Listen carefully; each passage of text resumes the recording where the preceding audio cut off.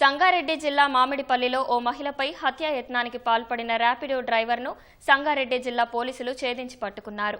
ర్యాపిడో నడుపుతూ జీవనం సాగిస్తున్న జగన్ అనే వ్యక్తి జీతం చాలట్లేదని, మహిళపై కత్తితో దాడి చేసి దొంగతనానికి పాల్పడ్డాడని డీఎస్పీ సత్తయ్య గౌడ్ మీడియా సమావేశంలో తెలిపారు.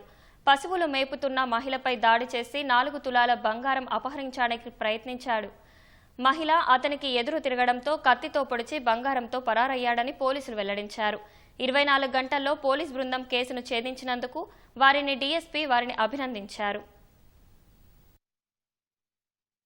లోకల్ ఇంటెలిజెన్స్ అక్కడ ఉన్నటువంటి సాక్షులను విచారిస్తూ ఈ కేసులో దర్యాప్తు ముందుకు సాగించి 24 గంటల లోపలనే నేరస్తుడైనటువంటి మేతరి జగన్ తండ్రి లక్ష్మయ్య 37 ఇయర్స్ అతన్ని పట్టుకోవడం జరిగింది.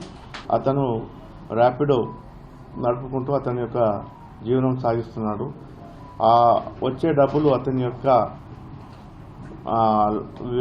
లావిష్ ఎక్స్పెన్సెస్కు అతనికి ఖర్చుతో కూడుకున్న జీవనాన్ని గడపడానికి సరిపోకపోవడం వల్ల ఎలాగైనా తప్పుడు మార్గంలోనైనా డబ్బులు సంపాదించేసి విలాసవంతమైన జీవితం గడపాలని నిర్ణయించుకొని ఒక పథకం వేసుకొని ఈ రకంగా ఒంటరిగా ఉన్న మహిళలను టార్గెట్ చేసి చేయాలన్న ఉద్దేశంతో ఆ రోజు పడంచెరికలు రావడం జరిగింది. వచ్చేసి ఎక్కడికెళ్ళి వాచ్ చేస్తూ వస్తుంటే ఆ సమయంలో ఈ ఒంటరిగా ఉన్న మహిళ అతనికి కనిపించడం జరిగింది.